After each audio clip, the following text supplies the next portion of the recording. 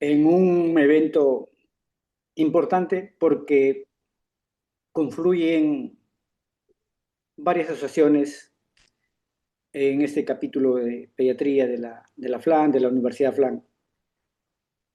Está con nosotros el doctor Felipe Chabelas, que es el presidente de la parte pediátrica de la Sociedad Mexicana de Cirugía Neurológica.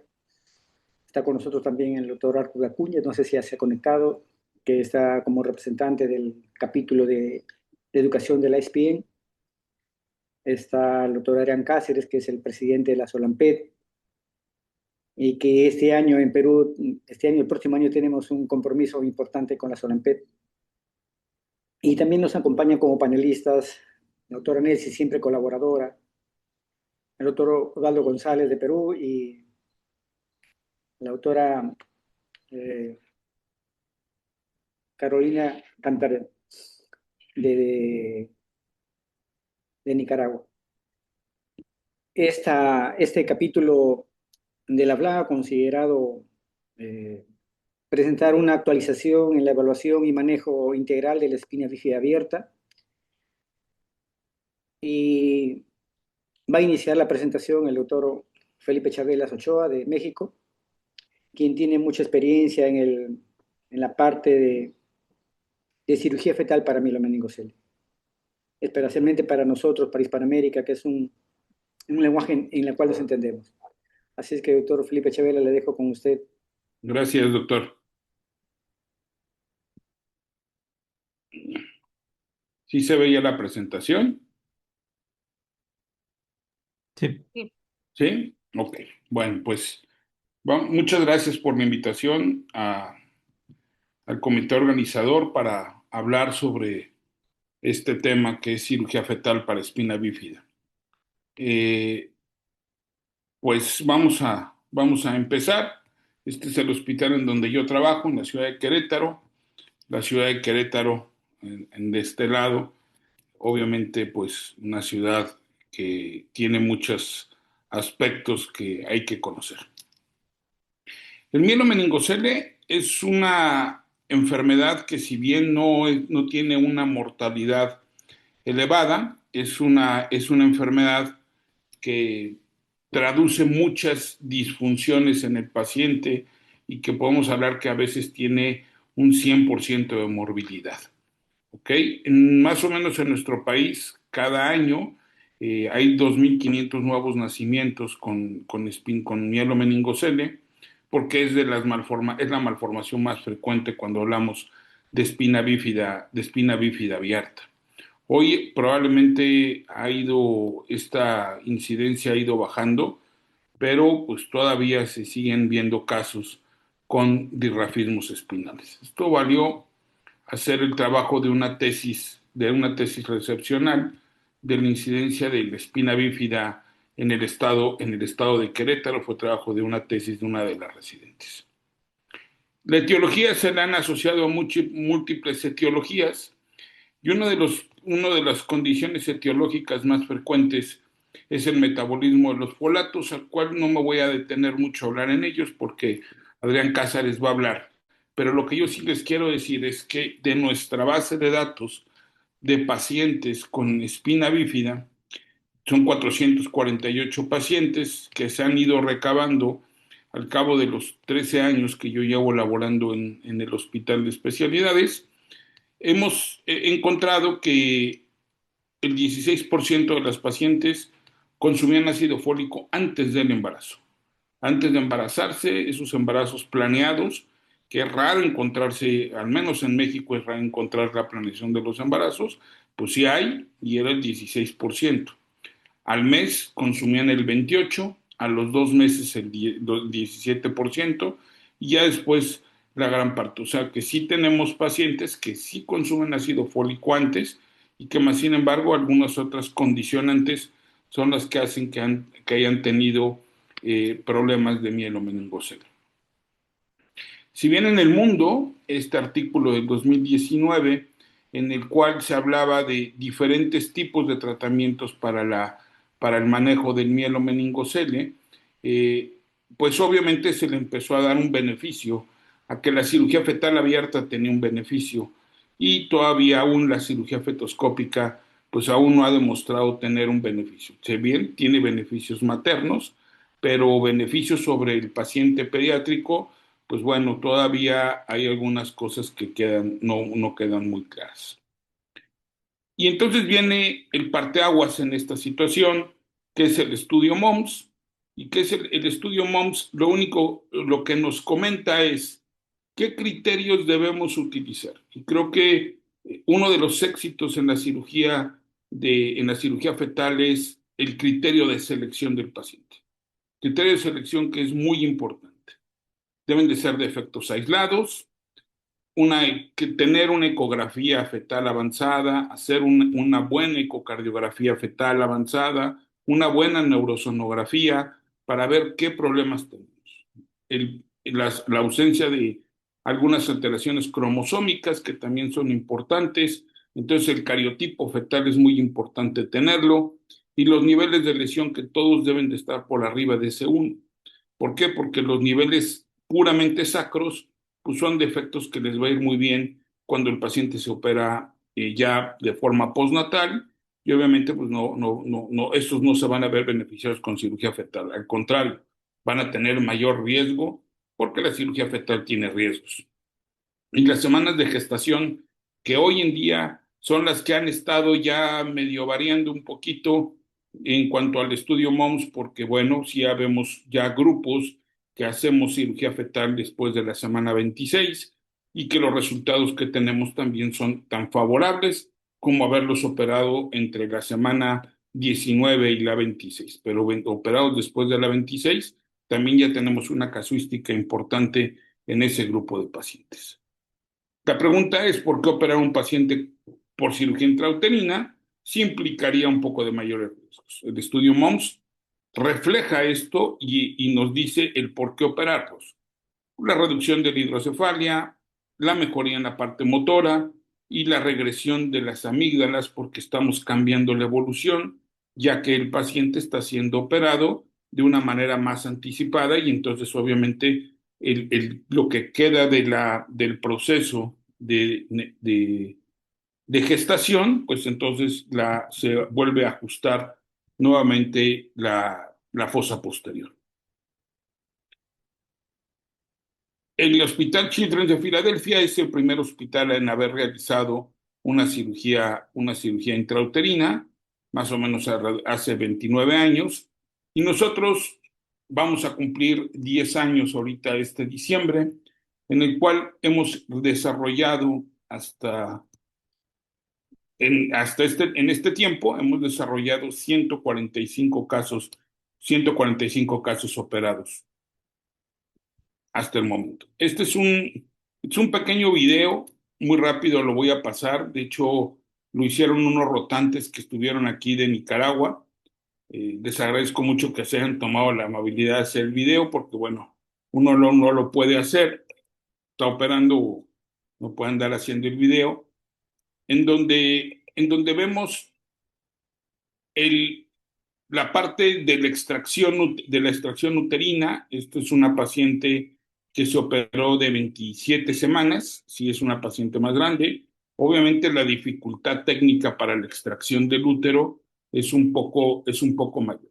Pero lo que yo quiero recalcar en el trabajo de los cirujanos fetales es esta parte de la extracción que tiene que ser con bastante cuidado para evitar que se tengan riesgos como son los desprendimientos de placenta. Y una vez que ya se extrajo, el otro punto importante es la monitorización. He estado ya con otros grupos en México, grupos en otras partes, en donde dejamos a un lado la monitorización ultrasonográfica del bebé durante todo el tiempo del procedimiento quirúrgico. Y esto creo que no debe de suceder. Voy a adelantar un poquito el video para que vean cómo se está monitorizando por vía, ya una vez que prácticamente el útero está fuera, como en este caso, se está monitorizando, todo el tiempo se monitoriza al bebé. Durante el transoperatorio de la cirugía de la plastía del mielomeningocele, se está monitorizando la cantidad de líquido amniótico. ¿Por qué? o la cantidad de líquido. ¿Por qué? Porque si yo disminuyo la cantidad de líquido a nivel de la cavidad intrauterina, voy a favorecer que mi útero se contraiga y por lo tanto, pues no vamos a ver. Entonces, esto lo hemos ido aprendiendo al cabo de todo este tiempo en el cual hemos estado realizando este tipo de procedimientos. Y obviamente los cambios a nivel de la arteria umbilical, de la arteria cerebral media que suceden cuando los pacientes tienen esa baja de líquido intrauterino, de líquido en la cavidad uterina, bueno, pues sí hay cambios importantes y esto puede llevarnos más adelante a condiciones hoy, por ejemplo, hemos estado viendo que los pacientes que se operan de cirugía intrauterina, hay un riesgo de desarrollar epilepsia prácticamente del 4%. Entonces, y esto puede deberse a lo mejor a una baja del flujo sanguíneo a nivel de la cerebral media o alguna condición así, que no lo tenemos en los pacientes que son operados de manera postnatal. Entonces, son cosas que hemos estado viendo y que hemos estado en base al seguimiento que llevamos de todos nuestros pacientes. Si bien la casuística que les presenté de 448 pacientes, que son todos los de espina bífida, ahora me voy a ir solamente a los de mielomeningocele, 254 operados de manera extrauterina contra 145 operados de manera intrauterina. ¿Y qué hemos tenido? Bueno, pues sí, efectivamente, como dice el estudio MOMS, bajamos la incidencia de hidrocefalia, 23% contra 52%. Y esta serie es muy importante en el análisis, o para mí es muy importante, porque es operada solamente por un mismo cirujano, que es su servidor, y entonces obviamente todos los pacientes tienen la misma mano. Entonces tenemos esta condición, ¿ok? La regresión de amigdalina, cuando se operan de manera intrauterina, pues obviamente tenemos mayor regresión, 68% contra 11%. Estos dos valores son estadísticamente significativos. Esto valió un trabajo también de tesis recepcional de una de nuestras residentes de pediatría que terminó. Después me voy a los resultados de la deambulación. Permítame un momento porque se está acabando la pila. Déjame conectar la computadora rápidamente, perdón, ¿eh? Una disculpa.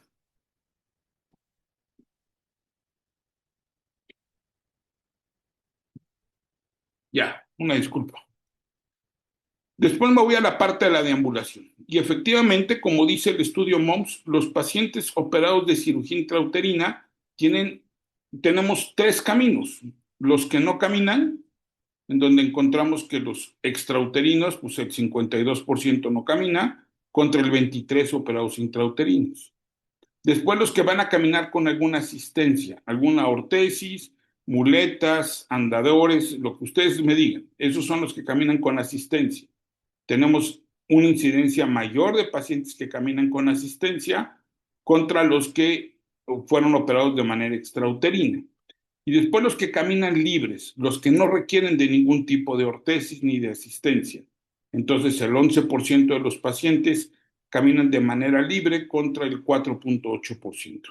Estos valores van cambiando el total de pacientes. ¿Por qué? Porque hay niños que todavía no llegan al grupo para evaluar deambulación, porque son niños a veces de meses o están en su primer año de vida y entonces esto va cambiando.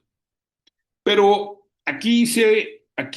para esta plática en particular, hice un análisis comparativo de los niveles. Entonces, por ejemplo, si yo tengo un nivel L3S1, los extrauterinos no caminan en el 80%, los intrauterinos en el 6%. Los que caminan con asistencia prácticamente es muy similar y los que caminan libres son mejores los extrauterinos. Ahora me voy a ir a otros niveles. Por ejemplo, L2S1. En los intrauterinos, el 100% caminan de una manera libre. Mejoraron mucho los intrauterinos y no caminan, tenemos similares proporciones, 50% cada uno.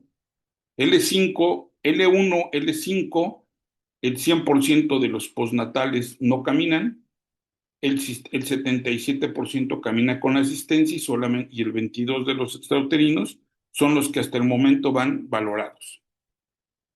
Y así cada uno de nuestros niveles, en donde podemos encontrar en L3-S2 el 100% ninguno camina, en los intrauterinos camina más el 66%, pero para este nivel que los extrauterinos casi ninguno camina, hay un grupo de pacientes intrauterinos que caminan muy bien y caminan sin asistencia para este mismo nivel.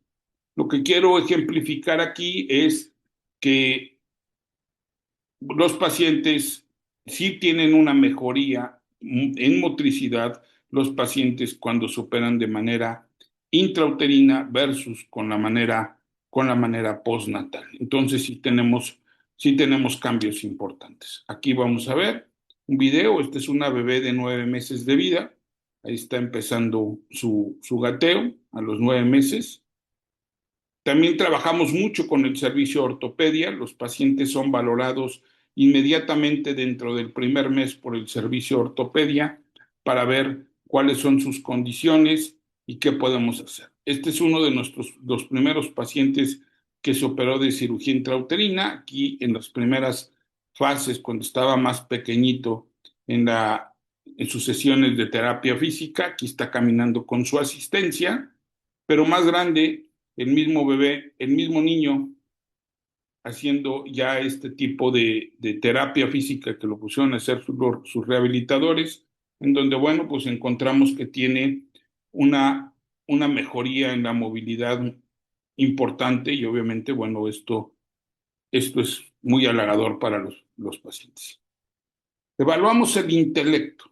Cada uno de estas fases lleva una fase. Por ejemplo, hidrocefalia, el primer mes, nosotros los primeros 6 meses los vemos mensualmente para evaluar la condición del hidrocefalia. Al año de vida, nosotros se les pide una resonancia de cráneo para ver la regresión amigdalina, porque es cuando se tiene que evaluar. Y vemos, aparte de todo, ahora estamos pidiendo estudios de resonancia magnética lumbar.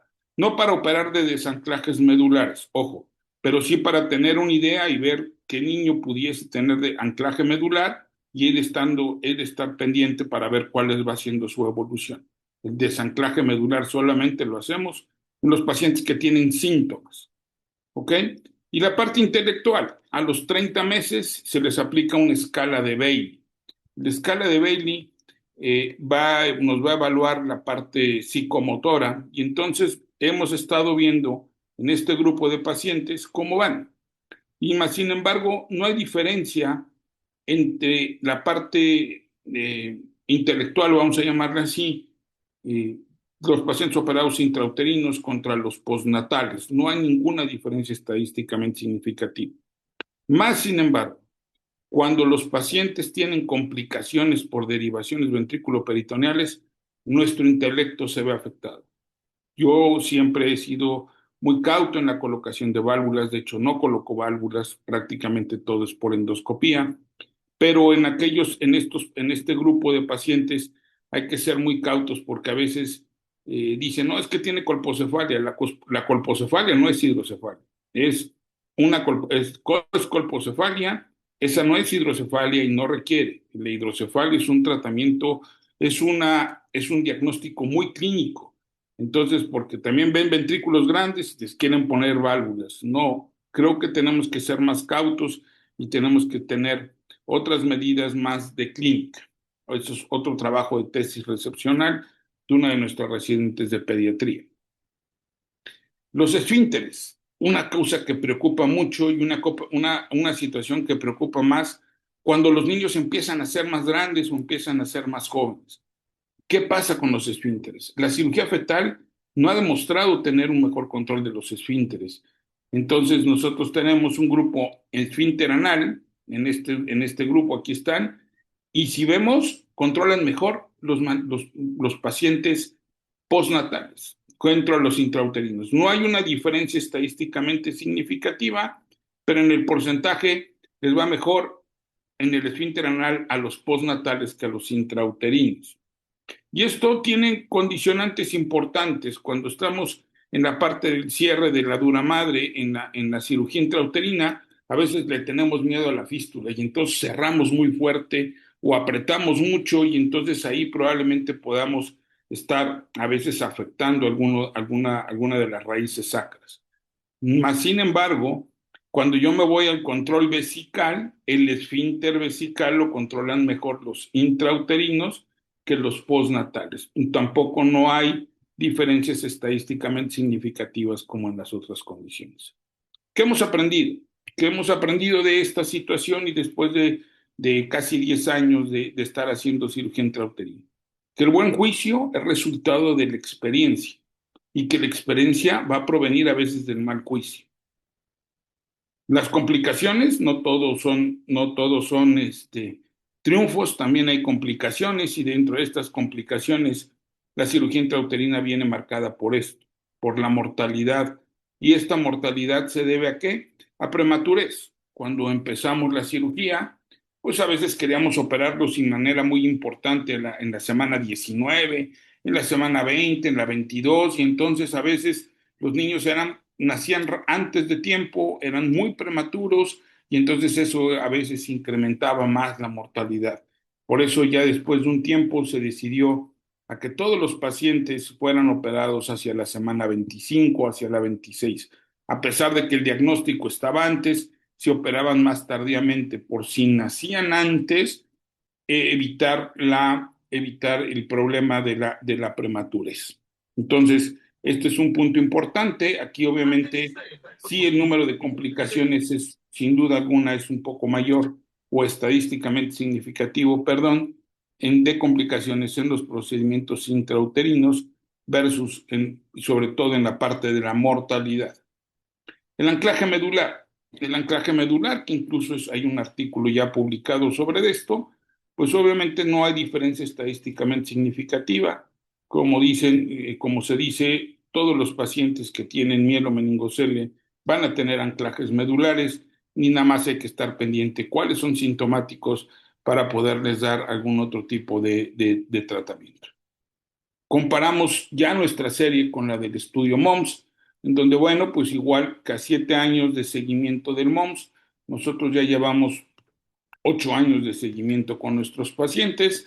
Hemos tenido de licencias, pues aquí están 10 casos, 5 casos nosotros, hidrocefalia 40%, el MOMS 23%, la malformación de Chiari, la regresión del Chiari, cómo ha ido regresando. Lo que sí tenemos en cambio con el MOMS, a diferencia del MOMS, es que nosotros prácticamente tenemos pacientes que llegan prácticamente a completar la gestación completa. O sea, ya no tenemos tantos embarazos y tantos partos prematuros.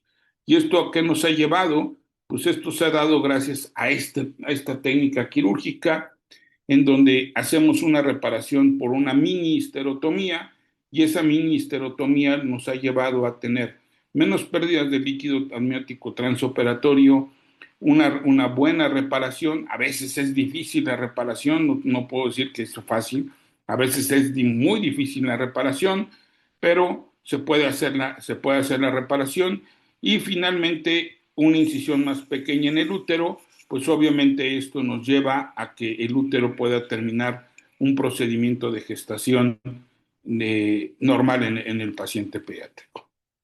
Otros estudios cooperativos con Argentina, en donde se empezaron a utilizar o a hacer procedimientos después de la semana 26 y estos pacientes han estado en vigilancia, han estado en seguimiento y tienen prácticamente similares hasta el momento lo que llevamos, que tienen una evolución similar a los pacientes que fueron operados previamente. Y la reparación de un mielomeningocele doble, que ya hicimos en alguna ocasión, un mielomeningocele torácico y con un miedo lumbar, que se pudieron hacer los dos por la misma incisión intrauterina, y esto es gracias a esas riendas que le ponemos al bebé para poderlo estar moviendo de un lado hacia el otro, arriba abajo, para poder hacer. Hemos apoyado a muchos países en México, hemos apoyado a muchos países en Centroamérica y hemos apoyado a muchos países en Sudamérica y esperamos seguir trabajando. Creo que todo esto se hace gracias a un trabajo en equipo. El trabajo en equipo en cirugía fetal es fundamental. Si no hay equipo, es imposible que haya cirugía fetal porque el equipo es lo que hace la gran diferencia y es lo que marca a cada uno de nosotros de las atenciones que debemos hacer. Finalmente, yo los exhorto a todos los grupos que ahorita están conectados y que hacen cirugía fetal en hacer esto que alguna vez ya se habló y que son las guías de cirugía fetal para Latinoamérica. Creo que debemos hacer nuestras propias guías porque aparte de todo hay una gran discrepancia cuando hicimos esta reunión aquí en la ciudad de Querétaro, que se hizo esta reunión.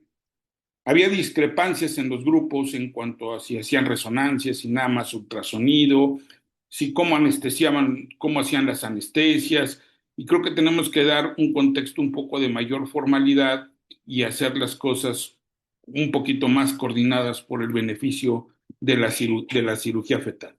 Finalmente, todo lo que hacemos es por el beneficio de estos pacientes para poderlos reintegrar a una sociedad y los quiero invitar a las sesiones mensuales de la Sociedad Mexicana de Cirugía Neurológica, que hoy, bueno, también tengo el cargo de secretario en la SOLAMPED, y entonces en conjunto para trabajar por el bien de la cirugía, de la neurocirugía en Latinoamérica. Muchas gracias.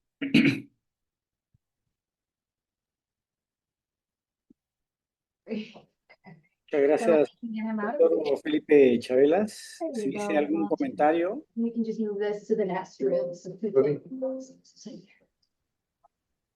porque el doctor Arthur no lo encuentro acá en la lista, que tal vez no se ha conectado, pero todavía lo estoy llamando, pero no sé si adelantamos con Adrián. Sí, voy a presentar. Por favor, me dicen si pueden ver mi pantalla. Vamos a ver. ¿Pueden ver ahí mi pantalla? Ahí está. Perfecto. Bueno, buenas noches a todos. Para mí siempre es un placer poder compartir con tantos amigos y colegas a lo largo de América Latina a nombre de la Asociación Latinoamericana de Neurocirugía Pediátrica, del capítulo pediátrico de la FLANC, del Grupo Latinoamericano de Neuroendoscopía y de la Sociedad Internacional de Neurocirugía Pediátrica. Estamos muy complacidos de que tengamos pues una audiencia bastante sustancial y el mensaje de hoy que tengo para ustedes es que les voy a hablar del papel que tiene el ácido fólico para la prevención de efectos de tubo neural y por qué es importante. No tengo ninguna relación financiera, ahora van a ver por qué les digo esto desde ahora, eh, relacionada con el contenido de esta presentación.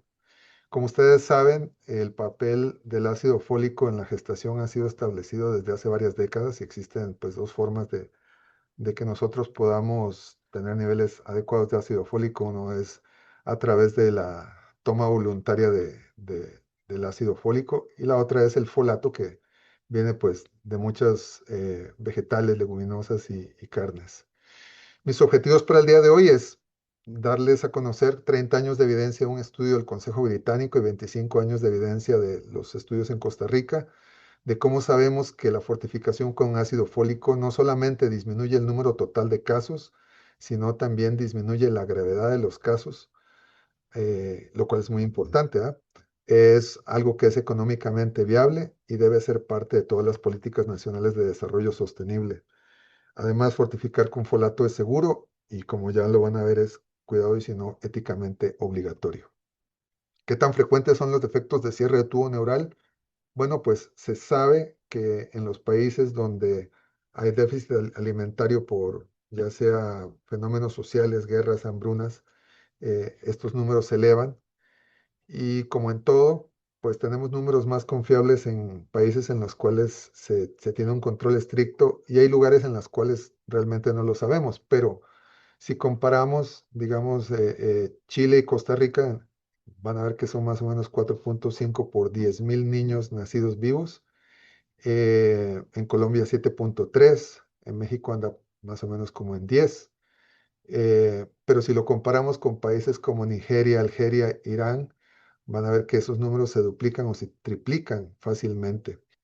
Eh, Y bueno, precisamente esto es lo interesante. Ustedes van a ver que muchos países de Europa tienen números bajos, como España con 3,3 o, por ejemplo, em, pero hay que tomar en cuenta que en esos países lo que se practica es la terminación electiva del embarazo. Entonces, es decir, no nacen porque esos embarazos son terminados sin útero.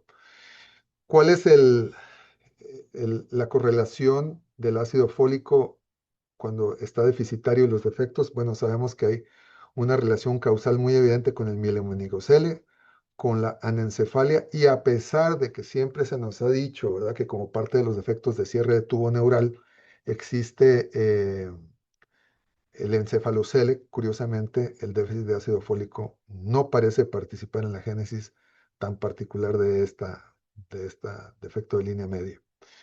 Lo importante es recordar que el mielomeningocele es la malformación congénita más grave compatible con la vida.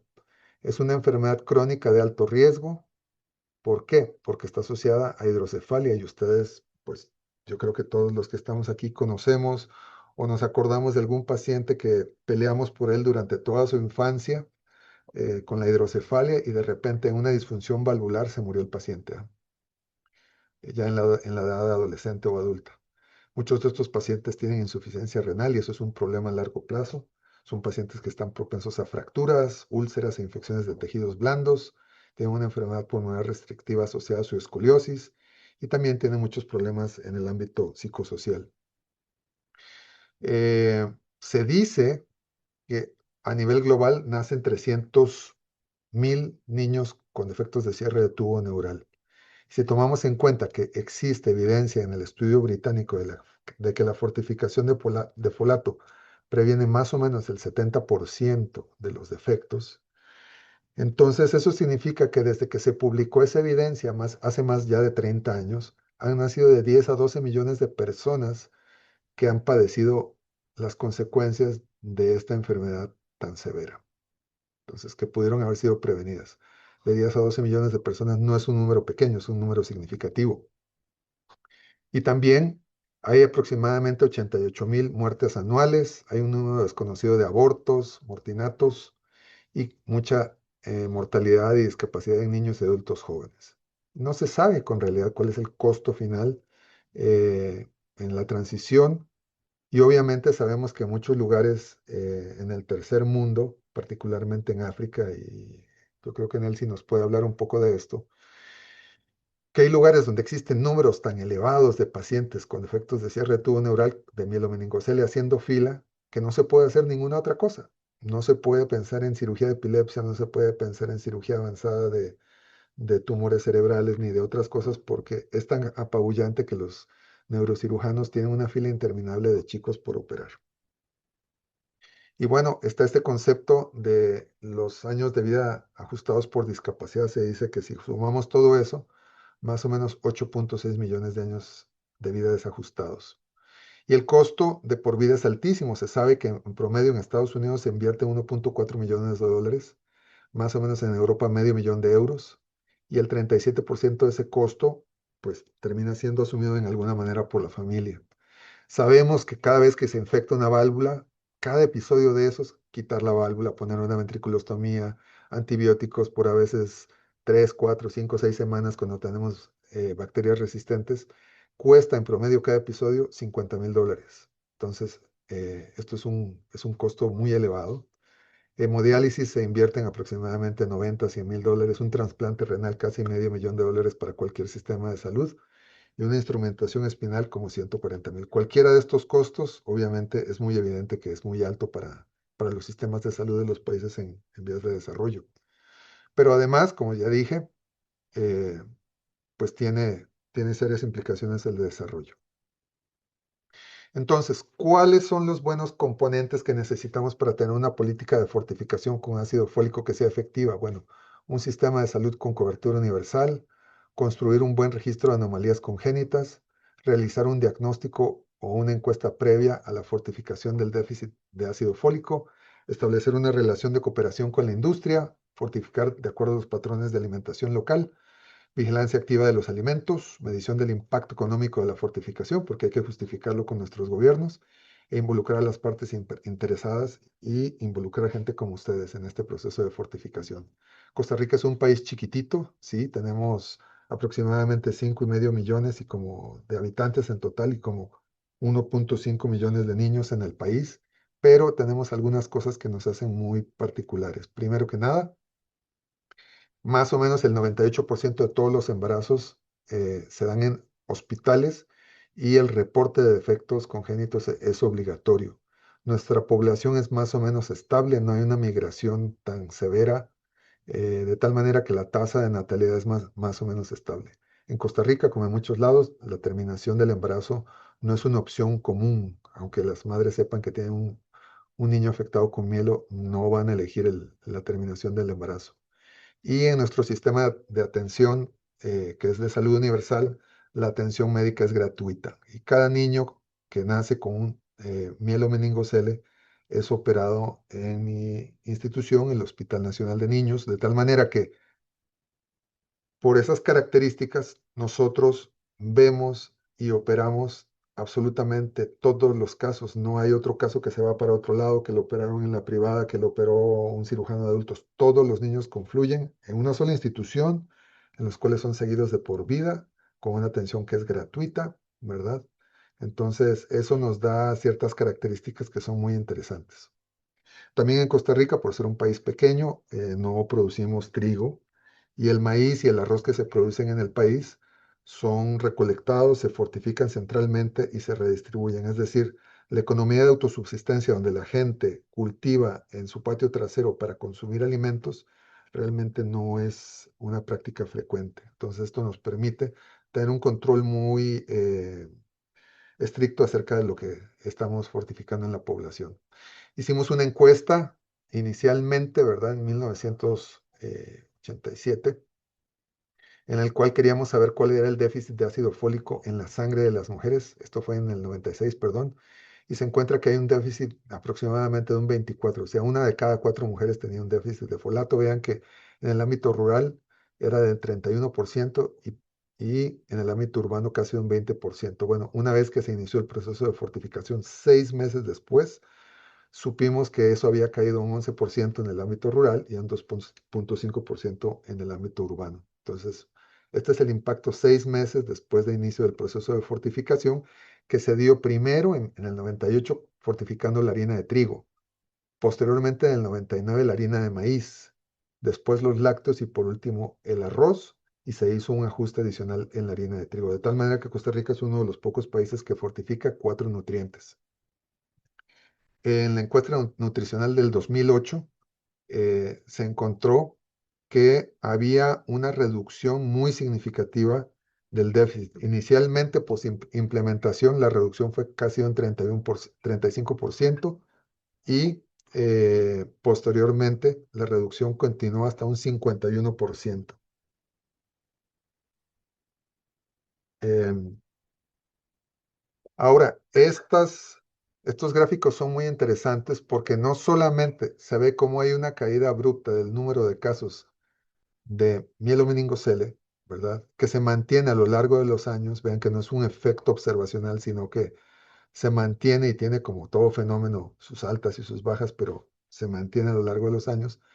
Sino que además en este paper que está publicado en Charles Nervous System, nuestro sistema de INCIENSA, que es un sistema súper valioso, es como la policía de este proceso y estos datos que se publicaron por INCIENSA, por nuestras colegas, nos dicen que no solamente vean cómo con la implementación de la fortificación de la harina de trigo, de maíz, la leche, va bajando progresivamente, ¿verdad? El número de casos, pero sí, además va disminuyendo la tasa de mortalidad infantil asociada no solamente a eh, la anencefalía, que obviamente por razones obvias contribuye a la mortalidad infantil total, sino digamos, a todos estos defectos. Entonces el impacto es muy significativo.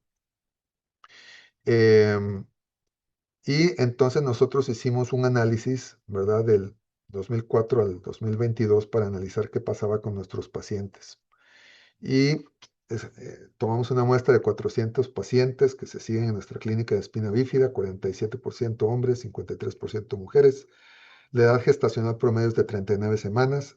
En Costa Rica el 57% de los partos son por vía vaginal, de tal manera que de alguna manera se rompe ese tabú de que todos deben de ser hechos por cesárea. Vieron que solo el 43%, y realmente no encontramos una diferencia estadísticamente significativa en si el mielo se rompe o si el defecto se hace más severo. Por esa característica en la cual en mi país todo paciente que nace es trasladado inmediatamente al hospital de niños, el 72% de los pacientes se operan de 12 a 24 horas. Eh, Vean que un 15% que nacen en el hospital que está a la par, que es el Hospital San Juan de Dios, entre 8 y 12 horas. Y el resto, el 11% de 24 a 48 horas. ¿Qué cosas encontramos en esos 400 pacientes? Bueno, que los niños que nacen con mielo en Costa Rica tienen una caudalización anatómica y funcional. ¿Qué significa eso? Que los mielos son más bajos y por tanto casi el porcentaje de nuestros pacientes parapléjicos es muy, pero muy bajo. Hay una disminución del diámetro. En Costa Rica prácticamente es inexistente ver cifosis asociada a mielomeningocele y hay una disminución dramática del quiere sintomático, de tal manera que un porcentaje importante de nuestros chicos son deambuladores.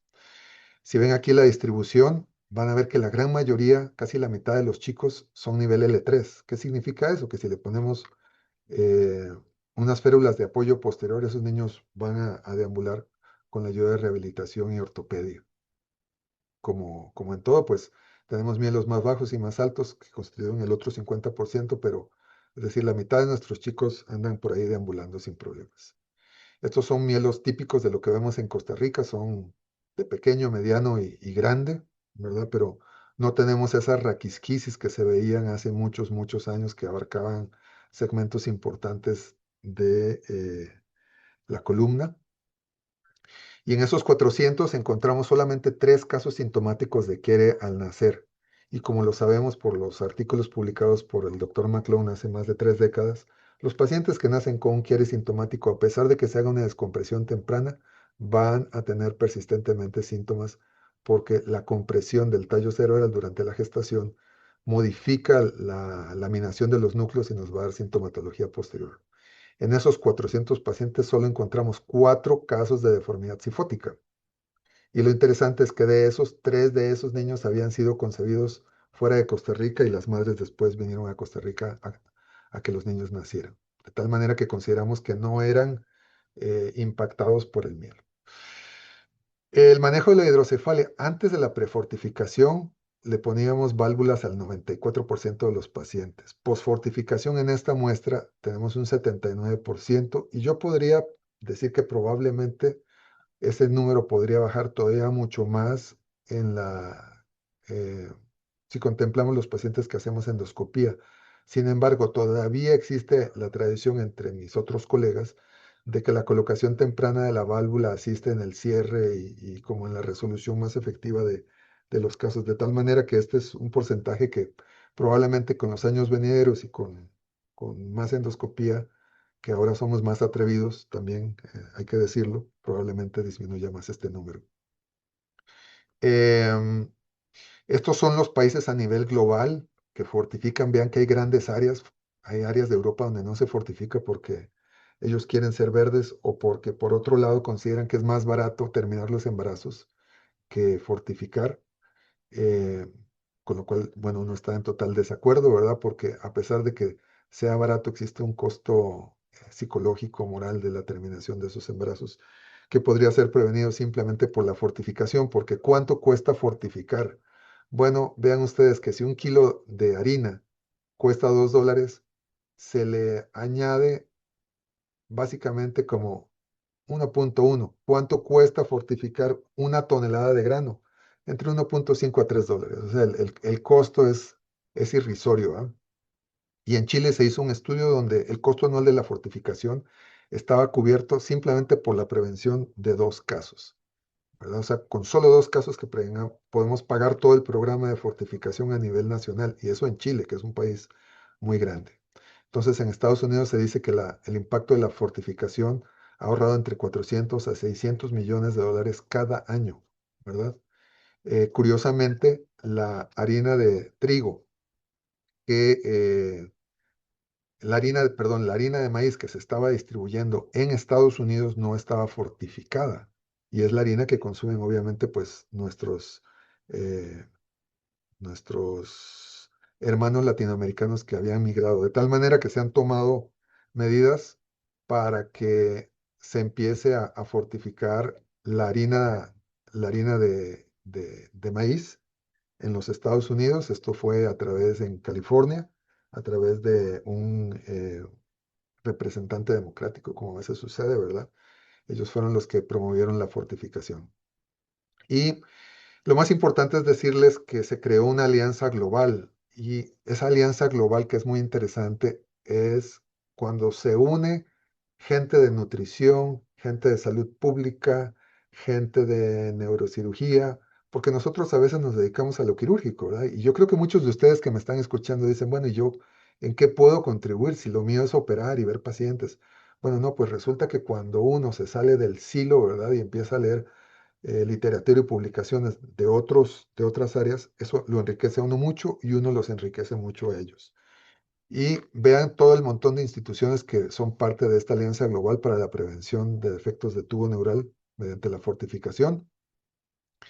Y con todo esto, la Sociedad Internacional de Neurocirugía Pediátrica publicó una, eh, un artículo en el cual hay una resolución en la cual se promueve que debe haber una fortificación mandatoria de ácido fólico. Y esto asociado a otros papeles que se publicaron, por ejemplo, este en Lancet en 2022, nos permitió incluso a sacar un artículo, un issue especial de Charles Nervous System dedicado a la fortificación. Lo interesante es que todo esto permitió con la ayuda de incluso varios de los aquí presentes, no sé si está presente el doctor Kemel Gottme, que también fue una pieza clave en este proceso, y gente de la federación, nosotros pudimos llevar eh, este proyecto de ley ante la Asamblea General de Salud en Ginebra en mayo de 2023, y es súper interesante cuando nosotros interactuamos en estas otras esferas. Y lo interesante es que este proyecto, basado en toda esta información, nos permitió que eh, la, la WHO, ¿verdad? La Organización Mundial de la Salud, promulgara que la fortificación es un objetivo que debe de ser prioritario a nivel global. Aquí es cuando se está votando, todos los estados votaron a favor de esta fortificación y con eso pues estamos tratando de lograr país a país que se mejore el proceso de fortificación. Sabemos que hay áreas del mundo donde hay que elegir qué se come y quién come, pero es una lucha en la cual pues hay que seguir adelante. Eh, Ahora hay proyectos en los cuales se está fortificando la sal está en todo confín del mundo, no es algo que sea perecedero y los proyectos piloto en la India son muy prometedores. Entonces, se ha revisado la legislación en América Latina y se han hecho recomendaciones. Y quiero nada más concluir enseñándoles esta foto. Esta es una foto del presidente de los Estados Unidos, Franklin Delano Roosevelt, que si ustedes no lo saben, ejerció todo su mandato presidencial en una silla de ruedas. Se dice que Roosevelt o tuvo polio o tuvo una mielitis transversa, pero lo que hizo Roosevelt fue crear el March of Dimes, o sea, la voluntad política creó la Marcha de Dimes y de ahí, con esto, Jonas Salk pudo producir la vacuna contra la polio, perdón. Entonces, la voluntad política logró prevenir una epidemia de parálisis infantil. Pues tengo que decirles que aún hoy en día hay una epidemia de parálisis infantil que se llama mielomeningocele, pero resulta que tenemos una vacuna que es ridículamente barata. Había alcanzado el Entonces, es el ácido fólico. 211.4%, lo que convierte el resultado de Y 2020.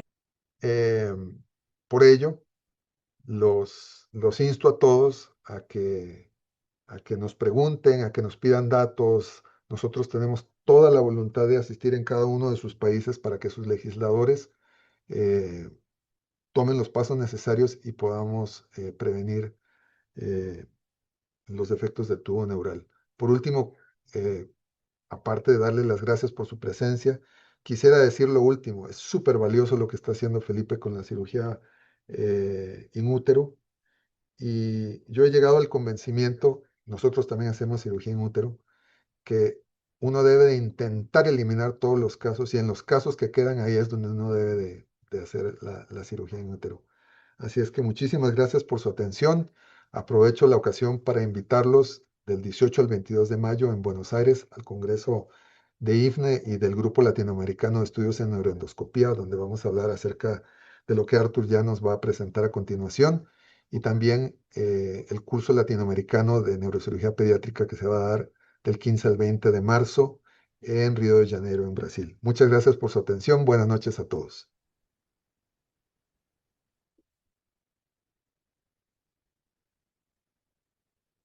Muchas gracias, doctor Adrián Cáceres. Ahora estamos acá con el maestro Arthur.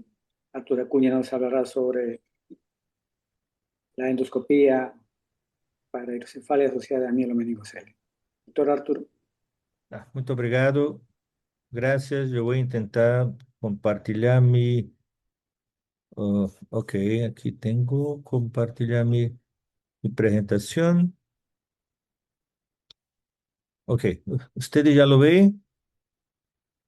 Sí, Bueno, perfecto. Bueno, entonces a mí me cabe hablar sobre la terceroventriculostomía en los pacientes de mielomeningocele. No tengo ningún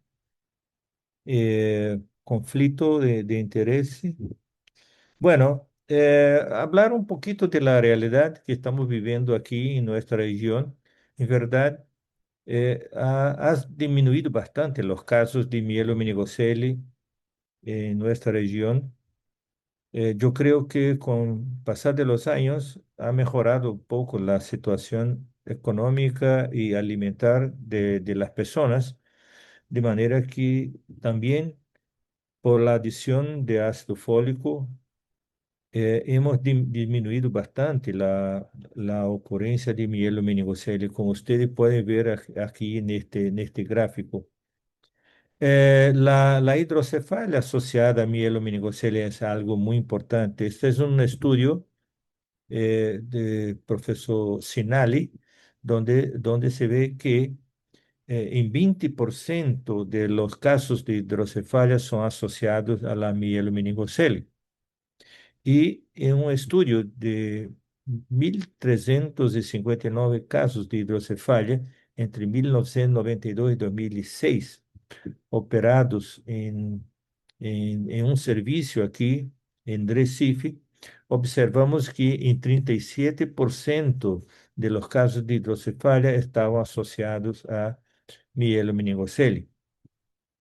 La hidrocefalia ni la mielomeningocele es una situación multifactorial porque se observa la obstrucción de la salida del líquido cefalorraquídeo del cuarto ventrículo, posiblemente por la presencia de algún grado de la malformación de Chiari, consecuentemente por la deformidad que se observa en el tallo cerebral. Tenemos también una estenosis acueductal secundaria y que lleva a una congestión venosa por el aumento de la hipertensión que dificulta también la absorción del líquido cefalorraquídeo por el sistema venoso. En los pacientes con mielomeningocele se observa la presencia de macrocefalia en 64% de los casos y en 85% de los casos, entre 35 y 85% de los casos, se observa a través de la ultrasonografía por el ultrasonido realizado durante la gestación. Postnatal, 60-90% de los pacientes con mielomeningocele desarrollan hidrocefalia y el 60% en general, en 60% de los casos, estos pacientes necesitan el implante de un shunt antes de la salida del hospital. Pero lo que pasa es, como siempre se discute, cuando se discute sobre shunt, discutimos también sobre las complicaciones de las válvulas, que son enormes. El número es fantástico de revisiones que se hace, en especial cuando ponemos una válvula en un periodo muy temprano, en los primeros días de vida, con una infección que va a 35% en algunos servicios, eh, problemas de disfunción de la válvula de 38 a 70%, colecciones subdurales de 10% y una mortalidad, por supuesto, también muy, muy alta. Es un tratamiento que es caro y es difícil, y es muy difícil por las complicaciones, por la técnica de implante del shunt. Es una técnica muy sencilla, pero las complicaciones son tan grandes que el tratamiento se torna difícil. Bueno, la terceroventrículostomía eh, en los pacientes con mielomeningocele no han ofrecido resultados muy buenos en los estudios internacionales. A pesar del abordaje endoscópico, no está relacionada con una mortalidad muy alta, pero eh, sigue con con un suceso muy bajo. La terceroventrículostomía asociada la terceroventrículostomía para tratamiento de la hidrocefalia asociada a mielomeningocele. Bueno, eh, algunos servicios han hecho estudio sobre la terceroventrículostomía isolada y la terceroventrículostomía asociada a coagulación del plexo coroide, como aquí ven en este video, utilizando un láser se hace la coagulación del plexo coroide. Pero en los pacientes con mielomeningocele, en verdad, no se ha intentado hacer la coagulación del plexo coroide para tratar la hidrocefalia primaria. Por lo menos la experiencia de muchos servicios está en el tratamiento de la hidrocefalia secundaria, esto es, en las disfunciones de los shunts. Siempre que el paciente con mielomeningocele, con una hidrocefalia, con un shunt, con una disfunción de shunt, es siempre una oportunidad para intentar una terceroventrículostomía y así evitar que este paciente regrese con otros problemas, el del shunt. Un otro trabajo publicado en 2015 sí observó que los pacientes con disrafismos también no tienen un resultado muy bueno con la terceroventrículostomía isoladamente y mismo con la terceroventrículostomía con la coagulación del plexo coroide. Pero hay un trabajo muy interesante que yo recomiendo porque ese trabajo es fantástico en el aspecto didáctico, que es el trabajo publicado por Samuel Babá en a Child en 2017, con 60 pacientes, involucrando 60 pacientes que fueron operados de mielomeningocele intraútero y desarrollaron a hidrocefalia. Y estes pacientes, eles fueron tratados con la terceroventrículostomía y algunos pacientes con la derivación ventrículo-peritoneal. Y se observó que la terceroventrículostomía tuvo una tasa de suceso de 45,8%. Pero yo recomiendo que lean este trabajo, que es un trabajo en verdad muy, pero muy, muy interesante. ¿Ya? Un otro artículo publicado en 2018, haciendo una comparación de la hidrocefalia, las medidas de la hidrocefalia en estos pacientes con coagulación del plexo coroide y estos pacientes fueron seguidos por 6 meses y se observó que un resultado muy bueno observando estos parámetros como el perímetro cefálico, el volumen ventricular y el aspecto de la fontanela. 61% de estos pacientes eran pacientes con hidrocefalia relacionada a mielomeningocele.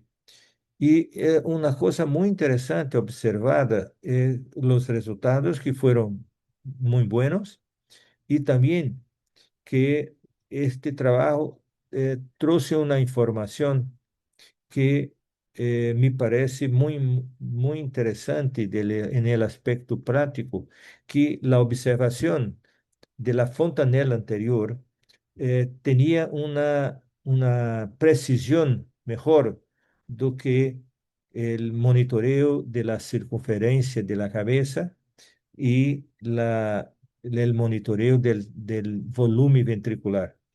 Isso é muito interessante porque isto hemos passado para os residentes que têm que se acostumbrar a sentir la presión en la fontanela anterior, identificar cuando los pacientes tienen una hidrocefalia hipertensiva, porque muchas veces estos pacientes no tienen un aumento anormal del perímetro cefálico y algunas veces también no presentan un crecimiento del volumen ventricular, pero por el toque de la fontanela anterior se puede hacer el diagnóstico de una hipertensión intracraniana. A evaluación clínica de estos pacientes, después que hacemos la terceroventrículostomía, lo seguimos inicialmente en las primeras 2 semanas, una vez por mes, después a cada 3 meses, a cada 6 meses, a cada año, y hacemos el control por la ultrasonografía y a los 6 meses hacemos la resonancia magnética. Evitamos a todo custo hacer la tomografía computadorizada de estos pacientes para hacer el control. Y es importante la evaluación clínica con los sinales de hipertensión intracraniana como somnolencia, irritabilidad, confusión. eh, en los niños es muy difícil identificar la cefalea, pero si los niños están muy irritados, se supone que tiene dolor, la presencia de vómitos, el bloqueo de la nuca y, por supuesto, como ya dijo antes, observar las características de la fontanela anterior. El monitoreo de la circunferencia de la cabeza es algo también muy importante. Y en el futuro, el acceso cognitivo de estos pacientes. Pero hacer abordaje endoscópica en estos pacientes con mielomeningocele no es algo muy fácil. Uno, por la presencia muchas veces de una masa intermedia muy larga, ¿ya? La presencia de adhesiones interhipotalámicas muchas veces no se localiza muy bien eh, el piso del tercero ventrículo, la presencia de fenestraciones del septo pelúcido.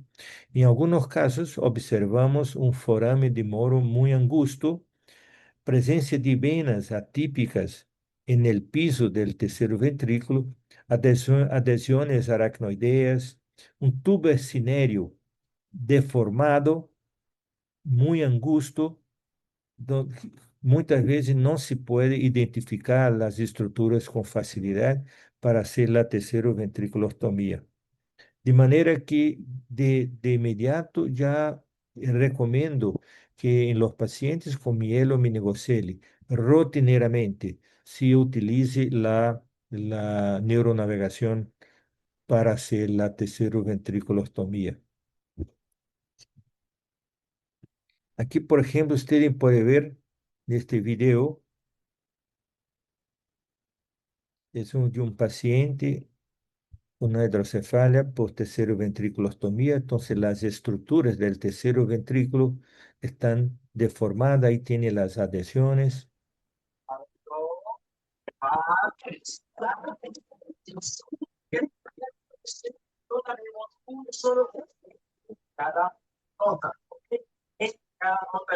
Muchas veces con septaciones.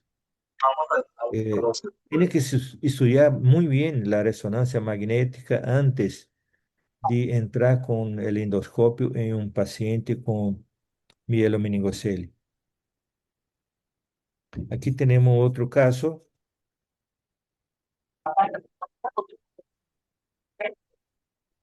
Tiene que tener bastante cuidado. Ves que no solamente las adhesiones, como también hay vasos que cruzan adelante del piso del tercero ventrículo, ¿no? Del tubo cinério, o que muchas veces puede dificultar la perforación y puede provocar sangrados.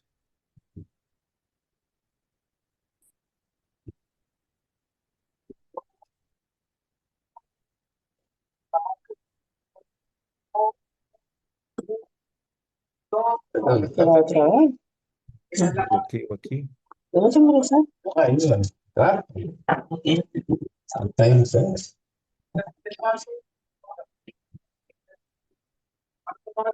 Leslie Villatoro, por favor, unmute le micrófono, por favor.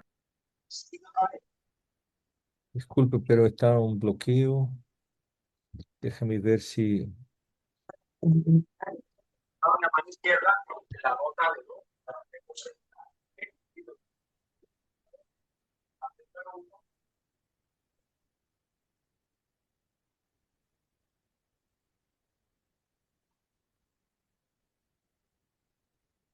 Ups.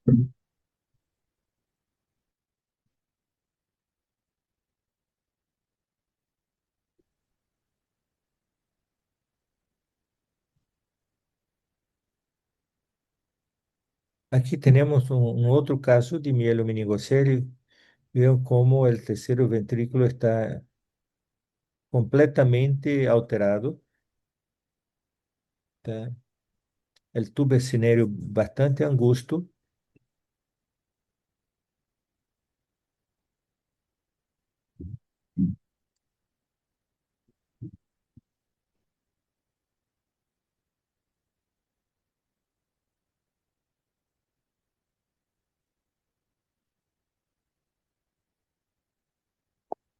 Aquí tenemos un caso de una niña de 15 años. Veo que todos estos casos son pacientes que llegaron con disfunción de válvula y ahí intentamos hacer la terceroventriculostomía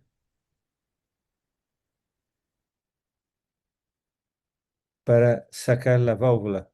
¿Ves? El ventrículo está enteramente deformado. Aquí tenemos el foramen de Moro, el acceso difícil. Y aquí tenemos ¿ves? El tubo cinério. De manera que el abordaje de la endoscópica eh, de los pacientes con mielomeningocele siempre tiene que ser bastante criteriosa, tiene que pasar antes por un análisis muy, muy profunda. Y aquí tenemos un caso, esto fue el último caso de mielomeningocele que llegó, un paciente con 14 años de edad que se puso una válvula a los 10 días de vida y llegó con una cefalea importante. Este paciente ele desarrolló un ventrículo en fenda. Ustedes pueden ver aquí cómo los ventrículos están bastante angustos, ¿eh? Por por la hiperdrenaje. Y la terceroventriculostomía fue posible solamente con el uso de de la neuronavegación.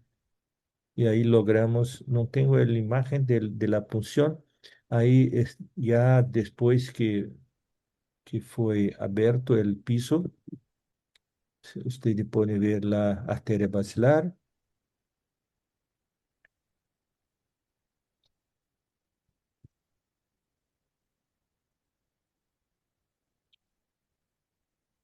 Bueno, ahí tenemos una serie que ahí está 13, pero en verdad son 14 pacientes con mielomeningocele que fueron operados. Fue realizada la terceroventriculostomía. Estos pacientes no hicimos la coagulación del plexo coroide, son pacientes que solamente hicimos la terceroventriculostomía. Y entonces de los 14 pacientes, tuvimos un suceso en cerca de 85% de los pacientes fue posible ficar libre del shunt y tratamos la hidrocefalia solamente con la terceroventriculostomía. Aquí tiene un caso muy interesante. Esta paciente me llegó hoy en mi oficina. Yo no me recordaba de ella, por supuesto. Es una paciente, una joven de 36 años de edad, que fue operada de mielomeningocele cuando nació. Y ahí vino a mi oficina para me conocer, porque después de la cirugía, eh, el resultado fue así, fantástico, y nunca más regresó. Bueno, yo creo que ha regresado quizá algunas veces en la época, pero después no regresó, no vive más en Recife, y vino para Recife y me procuró para conocerme, conocer el doctor que la había operado. 36 años, fisioterapeuta, casada, tiene 2 hijos. Si fuera dentro de la política que existe en los países europeos, esa señora no existiría hoy en día. Pero es una persona que se desarrolló muy bien, me dijo, camina muy bien, tiene un problema del control de la orina, pero que resuelve. Algunas veces necesita se colocar un catéter, pero lleva una vida normal, prácticamente normal. De manera que, claro que tenemos que hacer la prevención de la mielomeningocele, mas una vez que tenemos un paciente diagnosticado con mielomeningocele, tenemos de tratarlo, porque muchos de estos casos son pacientes como esta señora que tem un buen desarrollo que por suerte la mamá no pensó en interrumpir la gestación. Como conclusão, a terceroventriculostomia pode ser uma boa alternativa no tratamento da mielomeningocele associada à hidrocefalia. Em alguns trabalhos há demonstrado que os resultados são melhores quando se associa a coagulação do plexo coroide. Os estudos têm mostrado que a terceroventriculostomia tem uma vantagem melhor en relación al implante de válvulas por tener menos complicaciones, en especial las complicaciones infecciosas. O suceso de este procedimiento está directamente relacionado a la edad de los pacientes. Es por eso que los pacientes que no hacemos en general la terceroventriculostomía primaria en los pacientes con hidrocefalia asociada a mielomeningocele, como também não hemos indicado a terceroventriculostomia em pacientes no primeiro ano de vida, em los pacientes que têm a hidrocefalia associada a mielomeningocele. Bueno, esta es una foto de la primera reunión de la primera directiva del capítulo de neurocirugía pediátrica de la FLAC, que foi a base para o desarrollo de la Asolamped. Muitíssimas gracias.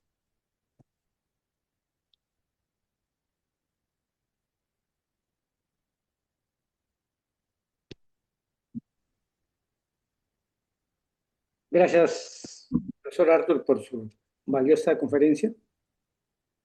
Quisiera dejar a los grupos panelistas si quieren hacer algún comentario. Doctora Nelsi, doctor Osvaldo, doctora... No te escucho, Luis. No te escucho. Creo que está. No, no, acá no estoy muteado. No, ¿No? Sí, sí se estamos escucha bien. escuchando, Arthur. Ah, ok, ahora sí. Ok, Ah, perfecto. Bueno, ¿Me permites, doctor Gutiérrez, para algún comentario? por favor, doctor González. Bien, gracias. Muchas gracias. Primeramente, un saludo muy especial a los tres panelistas, al doctor Felipe Chabelas, al doctor Adrián Cáceres y al doctor Arturo Dacuña, por su excelente exposición. En realidad, pues, esta patología de la espina bífida eh, sigue siendo un grave problema en el mundo. Yo recuerdo que yo ya trabajo cerca de 40 años en el Instituto de Salud del Niño y empezamos a trabajar este tema y hicimos un trabajo de 447 casos de mielomeningocele, espina bífida en sí, ¿no? En el año 2000. Nuestro propósito fue establecer más que nada los tipos de presentación de esta patología. Y bueno, uno de los tipos más frecuentes fue pues, el mielomeningocele, que es una lesión expuesta con su placa neuromuscular también expuesta y la piel en diferentes grados de epitelización, ¿no? Entonces nos establecimos criterios para poder manejar estos pacientes, muchos de ellos como emergencias neuroquirúrgicas, ¿no? Este, em, Teníamos muchas limitaciones, por supuesto, ¿no? Porque en ese tiempo, pues, se hablaba mucho de los problemas que nos acarreaba el espina bífida, ¿no? Problemas culturales, problemas religiosos, problemas sociales y económicos incluso. Recuerdo mucho para los jóvenes que están participando en esta exposición, que teníamos un profesor nosotros en la época del residentado que nos decía que el mielomeningocele es una patología tan, pero tan severa, tan grave, que no se lo desearía ni a su peor enemigo. Siempre recordamos esas frases, ¿no? Bueno, en esta época se hablaba de la incidencia, de la prevalencia de esta patología en el mundo oriental y en el mundo occidental, con índices mucho más altos en el mundo occidental que en el mundo oriental. Los asiáticos, Japón, tenían muy poca prevalencia. En cambio, en la parte occidental teníamos los países de Gran Bretaña, Gales del Sur y toda esa zona. Estados Unidos tenía una baja incidencia porque ellos siempre han tenido el aborto terapéutico, siempre no han permitido nacer sus niños. Entonces, pues, sin embargo, ahora revisando y los estudios modernos que han expuesto muy bien nuestros profesores, nos llevan a un pensamiento totalmente distinto, ¿no? Ahora las incidencias han cambiado muchísimo en el mundo y lo que se decía de que antes el mielomeningocele que no es una patología de la clase social baja, ¿no? No lo es, nunca lo ha sido. También la clase social alta lo han tenido. Y el expositor que ha expuesto sobre la prevención con los folatos. Bueno, en ese tiempo tampoco teníamos pues este tratamiento. Incluso el estudio MOMS, eh, me cabe agregar algo, lo que nos hablaba el doctor Chabelas, que agregar a este estudio MOMS de que el líquido amniótico es altamente tóxico para las estructuras de la placa neuromuscular y estructuras que se exponen en la espina bífida. Ese es uno de los motivos por los cuales se propone la microneurocirugía fetal. Incluso en los resultados que hay, mejoran sustancialmente el estado neurológico de estos pacientes. Me cabe preguntarle al doctor Chabelas qué experiencia tiene de del tratamiento de la hidrocefalia en la fase fetal del mielomeningocele, ¿no? Y al doctor Arthur da Acuña, preguntarle cuál es la edad más adecuada para hacer la fenestración del tercer ventrículo en este caso. Otra cosa que quiero manifestar de que el mielomeningocele con los estudios muy avanzados actualmente es una patología multigénica, definitivamente multigénica. Hay muchísimos cromosomas afectados en esta patología y factores ambientales también, ¿no? Hay muchísimos cromosomas, lo que antes no teníamos nosotros estos estudios porque la genética todavía estaba desarrollándose y no teníamos acá en Perú los estudios no nos llegaban, ¿no?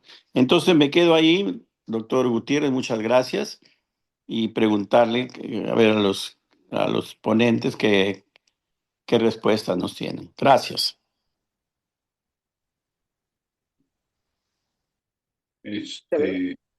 Sí, nosotros, doctor Sistos, gracias por sus comentarios.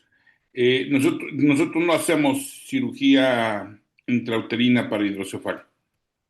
No hemos empezado a hacer como otros grupos, incluso el grupo La Doctora Cantarero, nosotros no hacemos cirugía intrauterina para hidrocefalia. Bueno, la edad ideal para hacer la terceroventriculostomía en la hidrocefalia asociada a mielomeningocele, para mí yo pienso que es después de los 2 años de edad los resultados son mejores. Hemos hecho un estudio que fue publicado el año pasado en la Shido Nervous System sobre un estudio comparativo entre la terceroventriculostomía y la terceroventriculostomía con coagulación del plexo coroide. Y en este estudio identificamos que hay un beneficio solamente con la terceroventriculostomía, hay un beneficio de 40% de los casos con buenos resultados. Cuando se ponía la coagulación del plexo coroide, llegábamos hasta los 65, 68%. Pero esto en un periodo de tiempo de 6 meses, porque después de los 6 meses, estos pacientes volvían a desarrollar hidrocefalia. Y ahí, los pacientes que fueron evaluados a los 6 meses, observamos que no había diferencia entre la terceroventriculostomía con la terceroventriculostomía con la coagulación del plexo coroide. De manera que son pacientes en el primer año de vida, pero a partir de los 2 años de edad, pacientes que regresan, no es la hidrocefalia primaria, pacientes que regresan con disfunción de shunt, nosotros hemos tentado con la terceroventriculostomía y inclusive pacientes que regresan con infección por el shunt. Hemos tratado con antibióticos, hemos hecho la terceroventriculostomía. En algunos casos ponemos un drenaje lumbar continuo por un periodo que puede ser de 8, 10 o 15 días, y estos pacientes têm se beneficiado con el abordaje endoscópico. ¿Alguien levantó la mano? ¿Doctora Nelsi? ¿Doctor Adrián? ¿Doctora Nelsi?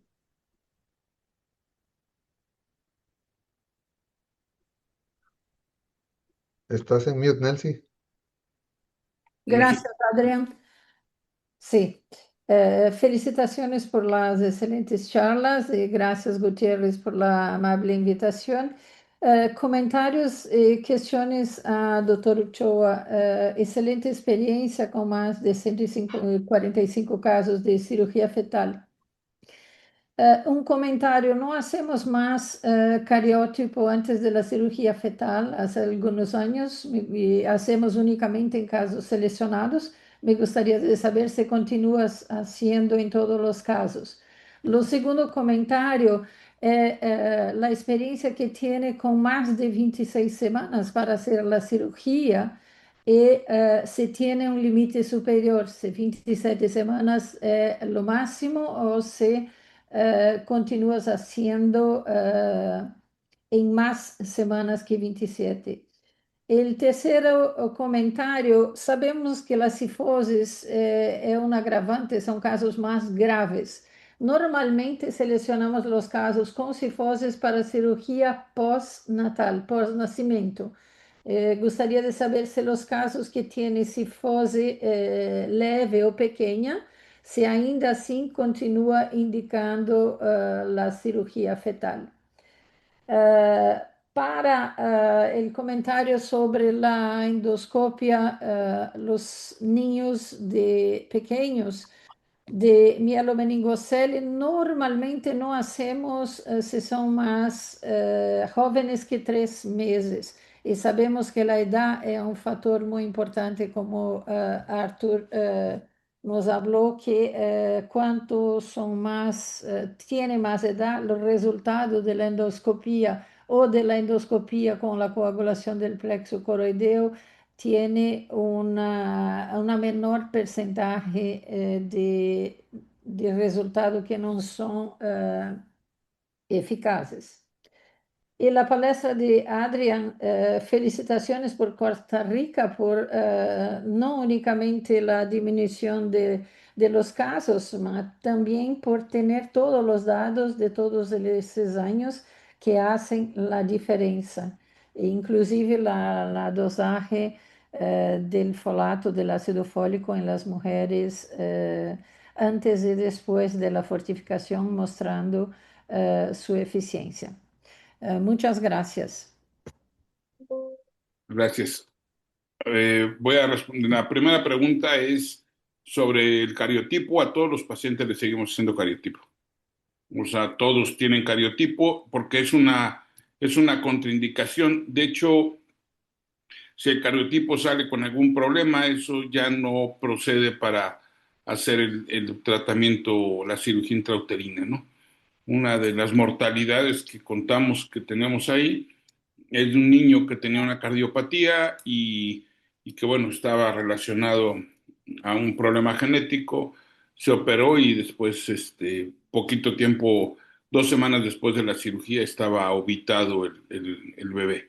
Entonces, por lo tanto, el cariotipo lo seguimos haciendo a todos los casos. Ese fue un caso que se aceleraron y se operó, pero pues fue porque no había cariotipo precisamente. Entonces, el cariotipo lo seguimos haciendo. En los casos de gifosis, nosotros no tenemos casos de gifosis y asociado a mielomeningocele. En esta casuística que tengo, no hay casos así, pero sí, efectivamente, si hay gifosis es una contraindicación para la cirugía intrauterina. Y no recuerdo cuál era la otra pregunta, Nelcy, que habías hecho. La experiencia de los casos más de 26 semanas, Ah, la si por experiencia. acaso el máximo es 27 semanas o si más Hemos, allá continúa. hemos llegado, hemos llegado hasta la semana 29 y aquí nada más hay un contexto y es la manipulación uterina. La manipulación uterina cuesta más trabajo cuando el bebé es más grande, obviamente el útero es más grande, están en seguimiento los niños y hemos tenido hasta el momento los casos que van han sido prácticamente similares, ¿no? Buena evolución en la parte psicomotora y buena evolución en la parte con respecto a la hidrocefalia, ¿no? Están todavía en estudio ese grupo de pacientes, porque hasta hace poco empezamos a hacer la parte de los pacientes mayores de 26 semanas de gestación. Y el tope es 28, 29 máximo. Muchas gracias. De nada. Bueno, yo voy a hacer unos comentarios adicionales que espero sean de provecho. Uno es que curiosamente, a pesar de que han pasado tantos años, todavía existen conceptos incluso en la profesión médica que necesitamos cambiar. Por ejemplo, si usted le pregunta al médico promedio por qué se le da ácido fólico a la embarazada, todo el mundo les va a decir, para la prevención de efectos del tubo neural. Entonces, este es uno de los conceptos que se siguen arrastrando, ¿ah? Uno le da ácido fólico y sulfato ferroso para la prevención de la anemia del embarazo. Porque para cuando la mujer se da cuenta que está embarazada, que ya le faltó la primera regla, ya el tubo neural se cerró. Entonces, idealmente, uno debería, para aquellos que quieren tomar folato en forma voluntaria, tendría que ser cuando están planificando el embarazo. Y se sabe por estudios en los países escandinavos, donde creemos que la gente pues es muy ordenada, que menos de un 20% de las personas que planifican su embarazo toman folato en una dosis adecuada. Por eso es que aquí en Costa Rica, quieran o no quieran, estén planeando o no estén planeando, hombres y mujeres, porque a veces se nos olvida el componente de este concepto que ahora se maneja, ¿verdad? Del impacto epigenómico, ¿verdad? Hombres y mujeres están cubiertos con folato, ¿verdad? Lo que también sabemos por este estudio a largo plazo es que ni las tasas de autismo, ni las tasas de cáncer infantil, ni de otras cosas que siguen dando vuelta por ahí como creencias, este, falsas, se vieron afectados por la fortificación a nivel global, porque ustedes me dirán, bueno, y vale la pena, digamos, en Costa Rica en este momento, al año, nacen en promedio entre 30 y 35 niños con mielo, para una población de 1,5 millones de niños. Entonces, la pregunta esencial es, ¿y vale la pena entonces darle folato a los otros 4,5 millones de personas? ¿Verdad? Los estamos sometiendo a un riesgo. Y sabemos que ni el Alzheimer ni las enfermedades cardiovasculares se ven afectadas por la fortificación de toda la población. Con respecto a la endoscopía, tenemos un comentario también muy interesante.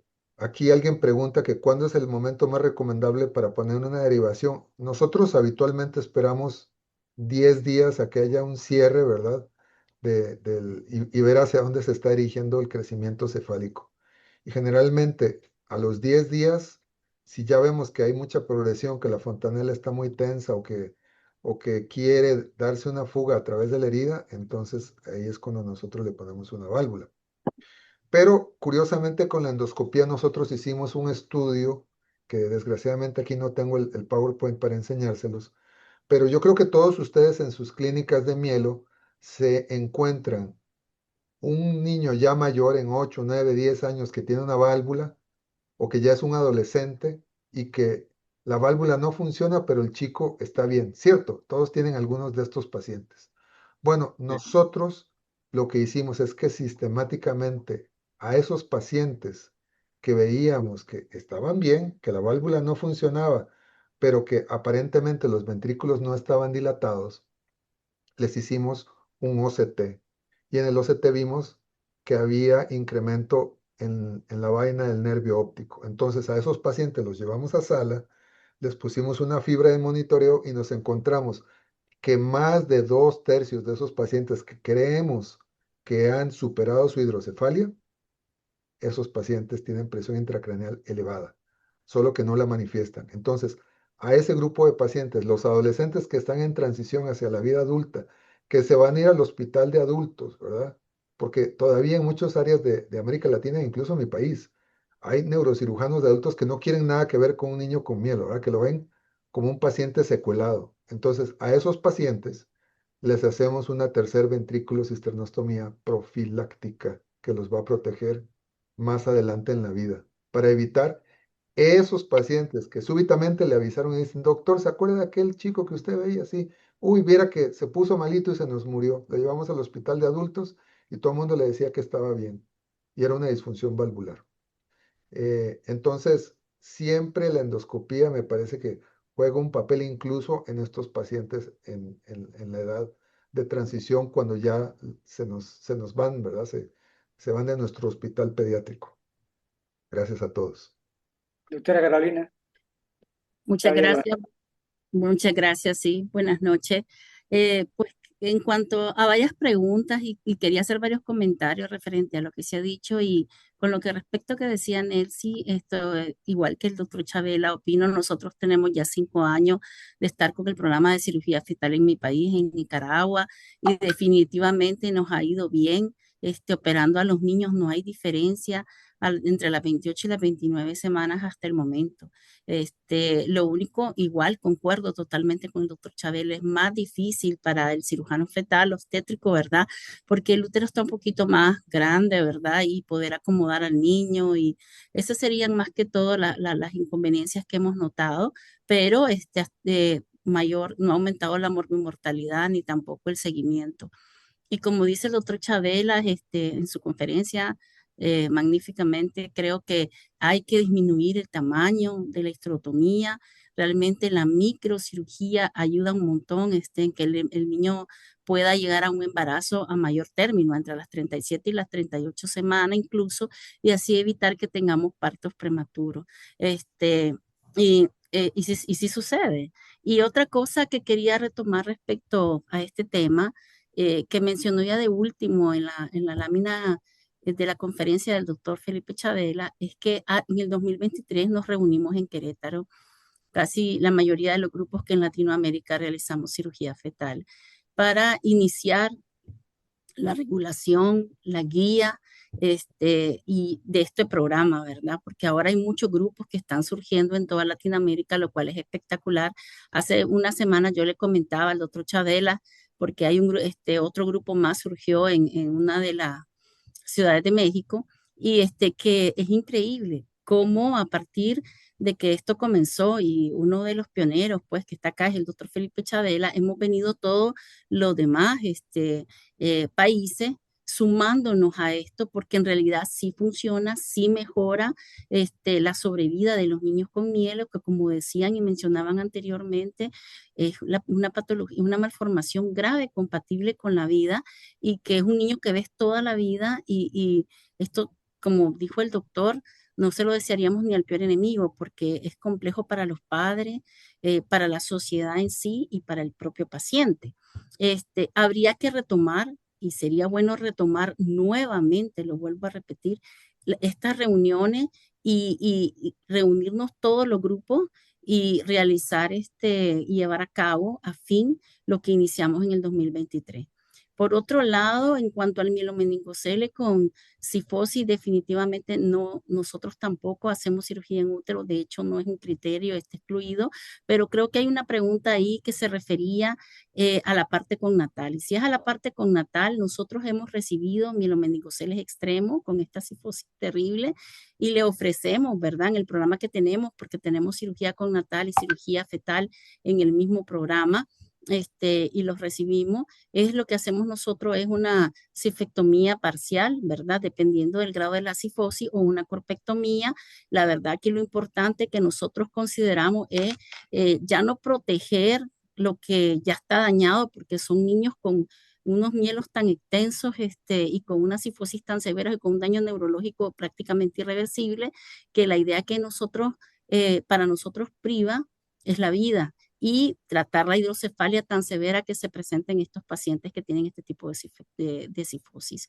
Entonces, más o menos eso es lo que ofrecemos. De entrada, una corpectomía, con cifectomía y, valga la redundancia, y entonces esto nos permite el cierre adecuado y de ese gran defecto de piel en este niño tan pequeño, y evitamos la dehiscencia, la infección, y nos disminuye el tiempo de estancia y el tiempo de tratamiento. En cuanto a la pregunta que se hizo sobre el tratamiento de la cirugía de la hidrocefalia en útero, nosotros tenemos alrededor también de 4 años y medio que iniciamos el tratamiento de las hidrocefalia en útero. Tenemos 17 casos hemos tenido, como en todo, ¿verdad? Nada es miel sobre hojuela, 2 casos que fallecieron, ¿verdad? Por diferentes casos, por diferentes causas maternas después de que nacieron, pero los otros casos han evolucionado satisfactoriamente. Y lo que nosotros operamos es la ventriculomegalia severa. Y lo que realizamos es una cirugía fetal abierta y colocamos un sistema derivativo, el cual no tiene, no es algo que ponga en peligro la vida del paciente.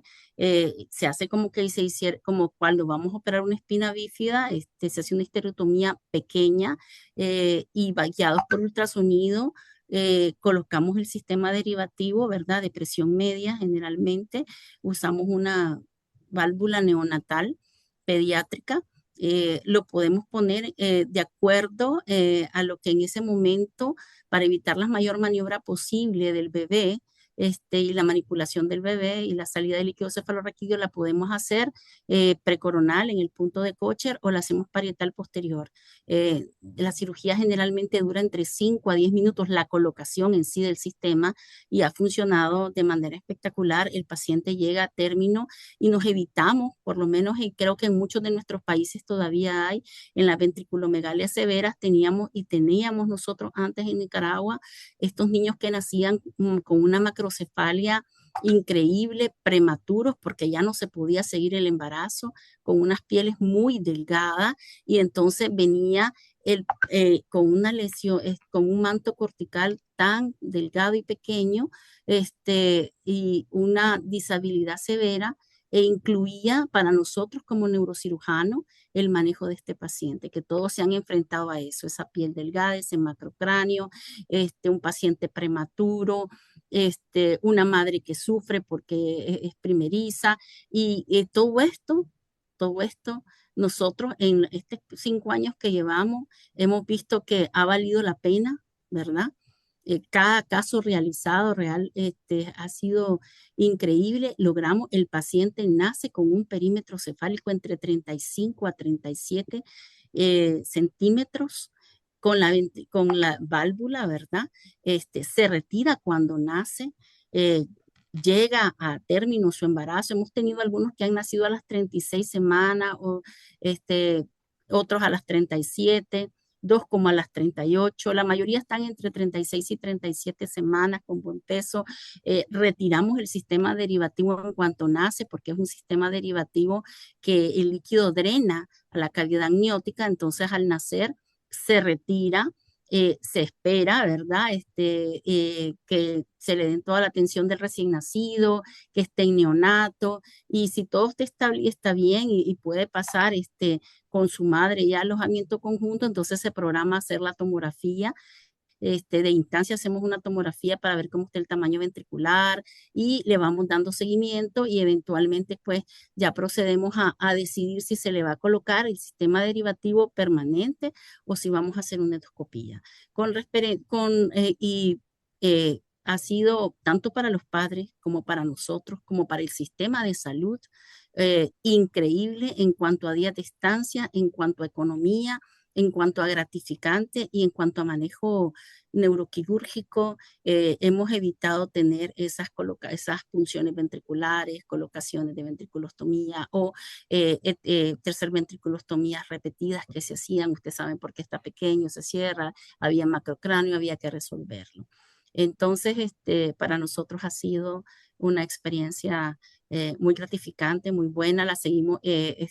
Estamos todavía recolectando información en cuanto a neurodesarrollo, estamos dando seguimiento a nuestros pacientes, rehabilitación, duración del sistema, para poder presentar resultados, ¿verdad? Y casuística, porque apenas tenemos 5 años y llevamos 17 pacientes, y tratamos siempre como grupo de escogerlo adecuadamente, ¿verdad? Nos reunimos con el genetista, con todo el equipo de materno-fetal.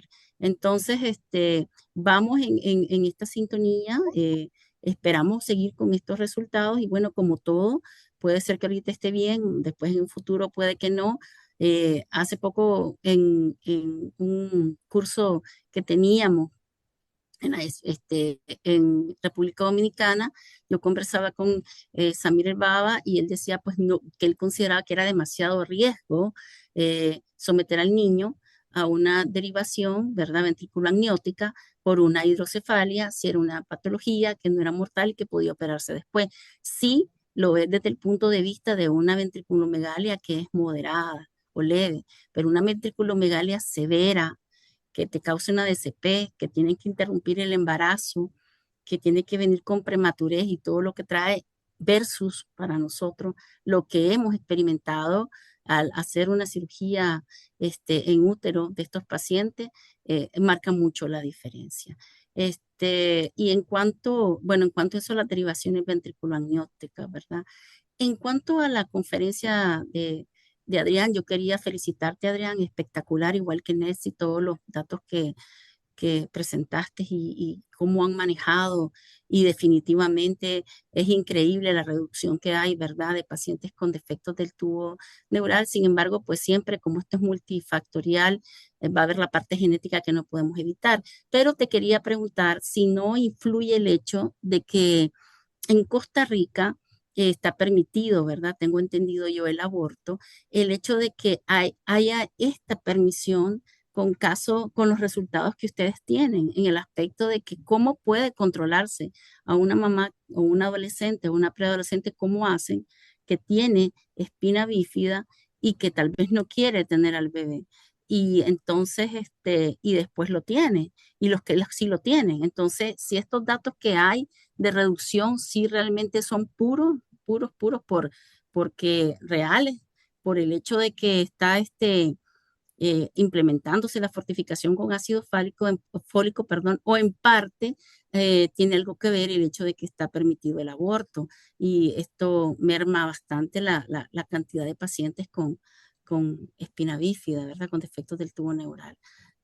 Muchas gracias. Em, Gracias, Caro, por tu comentario. Ve, como en todo lado, pues no descartaría que en alguna situación, en alguna cosa, se vaya a dar un aborto en la clandestinidad, ¿ok? Pero lo que sí quiero que sepas es que en Costa Rica, incluso la norma técnica es- acaba de cambiar, se revirtió. Es más fácil como dicen, que la rana eche pelos, a que en Costa Rica te permitan legalmente que tengas un aborto terapéutico. Incluso es algo que ha salido en la prensa. Hemos tenido casos de niños con hidroanencefalias, con enfermedades congénitas severas, y todos y cada uno nacen, ¿verdad? Entonces, nosotros en ese sentido, sí te puedo decir que es bastante fidedigno el número. Por otro lado, es súper interesante que, digamos, cuando yo me estaba entrenando en Chicago, la otra población, aparte de los inmigrantes ilegales morenitos que veníamos de América Latina, eran los inmigrantes que venían de Polonia, que es otro grupo que es profundamente religioso. Y resulta que los inmigrantes polacos también les pasaba lo mismo, a pesar de que estaban eh, identificados que tenían un chico afectado, en un embarazo afectado por un niño con espina bífida, no optaban por el aborto terapéutico, incluso en los Estados Unidos. Entonces, en ese sentido, es bastante fidedigna la muestra, ¿eh? Eh,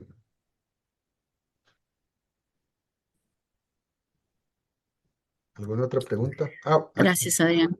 Aquí vi que alguien preguntó que cómo es posible que si alguien ha tenido 2 embarazos normales y está planificado y están tomando ácido fólico, nazca un niño con mielo. Pues de igual manera pasa en Costa Rica, que uno dice, bueno, y si toda la población está cubierta, ¿por qué aún así siguen naciendo? Bueno, entonces todo eso tiene que ver con el polimorfismo de la eh, metil tetrahidrofolato reductasa. Entonces, la manifestación de la enzima puede tener un polimorfismo. Entonces, transgeneracionalmente puedes tener 2 generaciones buenas, o sea, 2 embarazos buenos y uno afectado, o a veces tenemos un embarazo que está afectado y luego los demás son normales. Se sabe que si tienes un embarazo afectado, pues la mamá tiene que tomar o sea, una dosis por mucho superior para tratar de prevenir en el siguiente embarazo, ¿verdad?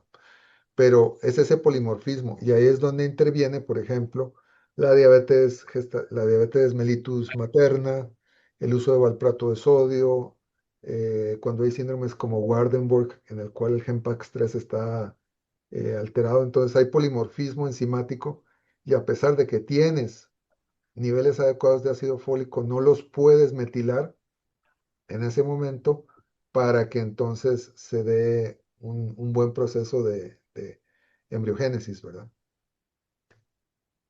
Bueno, el tema da para rato. Nuevamente el agradecimiento a Felipe, a Arthur, a Nelcy, a Adrián, a la doctora Carolina, por su compromiso, por estar con nosotros esta noche. Y esto deberíamos hacerlo con frecuencia ya en la parte, ¿no? Porque hoy es una fiesta para neurocirugía pediátrica. Deberíamos hacerlo con frecuencia. Gracias por todo y hasta pronto. Gracias, buenas noches. Gracias, buenas noches. Buenas noches. Gracias, gracias a buenas todos. noches. Gracias, Adrián. Ok, gracias. Carolina, me envías el programa de tu curso. Muchas gracias, buenas noches. Arthur, ya te envié el Muchas programa de mi gracias, buenas curso. noches. Revísalo, Hola. yo te lo envié.